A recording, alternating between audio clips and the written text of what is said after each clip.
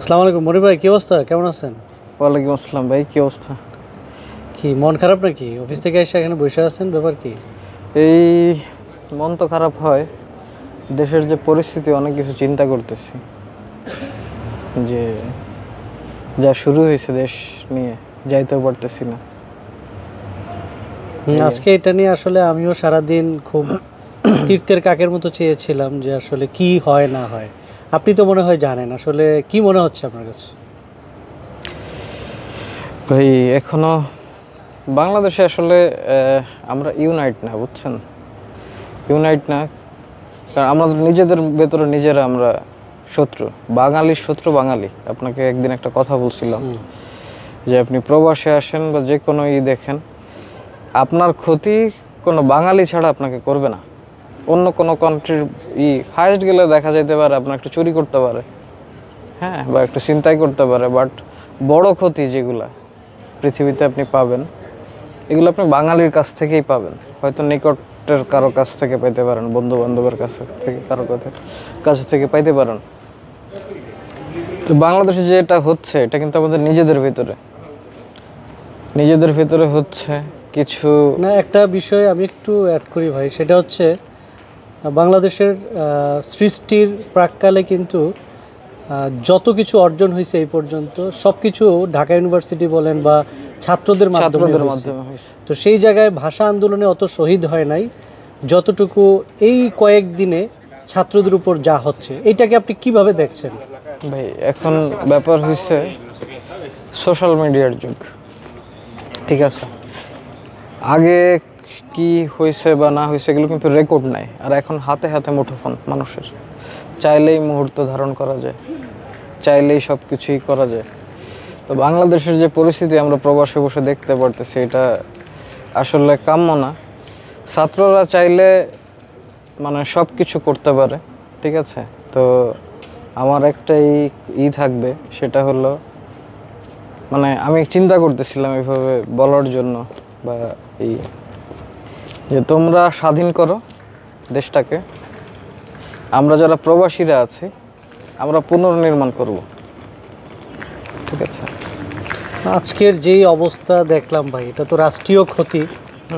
যেই ক্ষতিগুলো হয়েছে বিভিন্ন জায়গায় আগুন, বিশেষ করে মেট্রো রেলে, এইটার কোনোভাবে আমরা পক্ষপাতী না, ঠিক আছে? যে আপনি রাষ্ট্রীয় সম্পদগুলো নষ্ট করবেন, ঠিক আছে?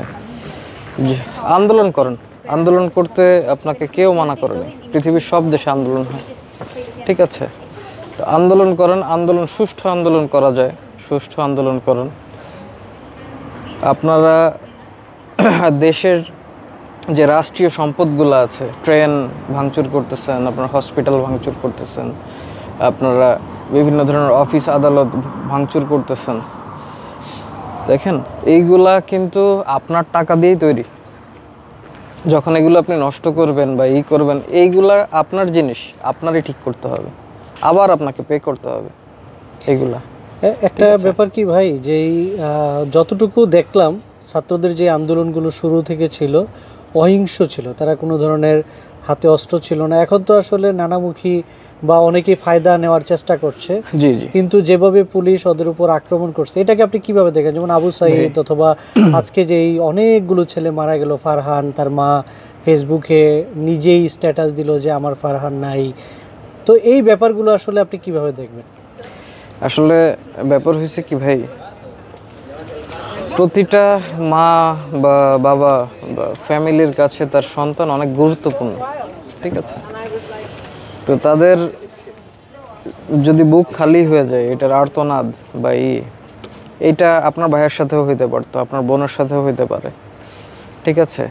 যেভাবে আপনার অত্যাচারগুলো হচ্ছে স্টুডেন্টদের উপরে, এটা আপনার আমার ভাই বোনও হইতে পারে এর ভিতরে, বা আছেও। তো এই ব্যাপারগুলা আসলে খুবই বেদনাদায়ক।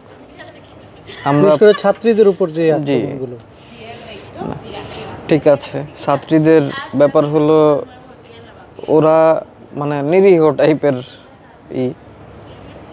পড়ে গেছে পর্যায়ে। কারণ কি, মেয়ে মানুষ, ওদের ওইভাবে প্রোটেক্ট করার মতো বাংলাদেশে কোনো পুলিশ বা কোনো ফোর্সই ওদের হেল্প করতেছে না, আমি যেটা দেখলাম। কারণ কি আন্দোলনে জড়িত যারাই আছে বা আছে স্টুডেন্ট, মানে যারা জড়িত নাইও, তাদের উপর একটা প্রভাব পড়তেছে। দেখেন কালকে অনেকের এক্সাম ছিল, ঠিক আছে? তো এই আন্দোলনের জন্য যারা আন্দোলনের সাথে জড়িত না, কোনো দলের সাথে জড়িত না, তারাও এফেক্টিভ হচ্ছে, ঠিক আছে? কোনো না কোনোভাবে যারা অনার্স করতে দেখা যায় তো 3 বছর লাগতো, তার 5 বছর লেগে যেতে পারে। এরকম অনেকের ক্ষেত্রে হয়। বাংলাদেশের যারা সরকারি বিশ্ববিদ্যালয়গুলো বা কলেজগুলোতে পড়ে, তাদের আপনারা দেখবেন কোনোটা খুব কম। ইদানিং বিগত 15 বছরে যত মানুষ সরকারি মানে থেকে বিশ্ববিদ্যালয়গুলো থেকে বের হয়েছে, আপনি ম্যাক্সিমাম আপনি দেখবেন যে 4 বছরের জায়গায় 5 বছর লাগছে, 3 বছরের জায়গায় 4 বছর লাগছে। যেটা 1 বছর, এটা 3 বছরেও শেষ হয়নি। যাদের 4 বছরে, 6 বছরেও শেষ হচ্ছে না এখনো। এরকম অনেক কিছু দেখতে পারবেন। তো ইফেক্ট সবার পড়ছে, যারা ব্যবসায়ী মানুষ, যারা নিরীহ জনতা, রিক্সা চালক যারা।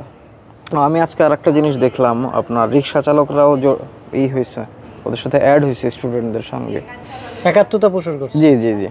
তো এই মানুষগুলা আসলে সত্য, মানে আপনার কাছে কি এরকম মনে হয় যে মানে মানুষের দেয়ালে পিঠ ঠেকে গেছে? বিশেষ করে আপনি দেখেন যে দায়িত্বশীল অনেক মন্ত্রী তারা যেই স্টেটমেন্ট দিয়েছে, এরপরেই কিন্তু অ্যাগ্রেসিভ হয়ে যায়। একটা মানুষ বা একটা জাতি বা একটা এই আন্দোলনে কখন নামে, যখন তাদের দাবি বা আপনার কোনো কিছু চাহিদা এটা গভর্নমেন্ট ফুলফিল করতে পারতেছে না বা করতে চাচ্ছে না, ঠিক আছে? তো এই যখন হয় তখনই কিন্তু আন্দোলন শুরু হয়েছে। হ্যাঁ, আর আমি যতটুকুন দেখলাম এই আন্দোলনের ভিতরে কিছু শ্রেণীর মানুষ আছে যেগুলা মনে করেন যে স্টুডেন্টদের সাথে মিলে, ঠিক আছে, বা তাদের লোকজনকে কাজে লাগিয়ে বিভিন্ন ধরনের গ্যাঞ্জাম বা এইটাকে কোনোভাবে থামতে দিচ্ছে না। এটা একটা শ্রেণীর মানুষ এটা চাচ্ছে, উপর মহল হোক বা হোক। এটা আমি থিসিস করে দেখলাম যে আসলে এই ধরনের কিছু অনেকটাই সুবিধা ভোগ করতেছে।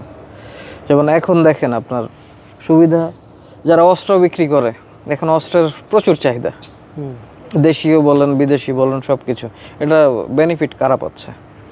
আবার আর একটা জিনিস অ্যাড করি ভাই, আমি মানে অনেক রাত হয়েছে, আমার বাসায় গিয়ে রান্না করব, এরপরে খাবো, ফ্রেশ হব, সকালবেলা আবার অফিস আছে, কালকে আবার জুম্মা।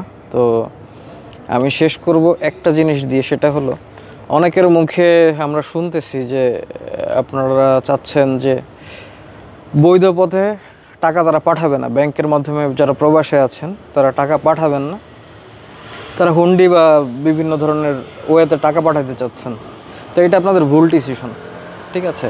ভুল ডিসিশন এই জন্য যে আপনি যখন বৈধ পথে টাকা পাঠাবেন না, আপনি টাকা না পাঠান, স্টপ রাখেন, আপনার যদি ফ্যামিলির নিড না থাকে, এইটা ডিফারেন্ট বিষয়। কিন্তু যদি আপনি হুন্ডির মাধ্যমে, হুন্ডির টাকা কি অবৈধ টাকা, আপনি আরও তাদের হেল্প করতেছেন, ঠিক আছে? যারা টাকাগুলা সাদা করতে যাচ্ছে, কালো টাকাগুলা দেশ থেকে, এগুলো বিভিন্ন ধরনের হুন্ডির মাধ্যমে হয়ে থাকে বা হ্যাঁ।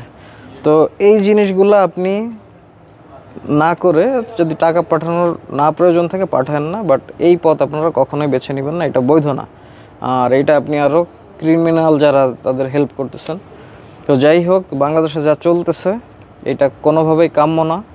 আমরা আমাদের মাতৃভূমি, আমাদের জন্মভূমি, যদিও আমরা এখন প্রবাসে, তারপরেও বুকটা মনটা ওদের জন্য কাঁদে, ঠিক আছে?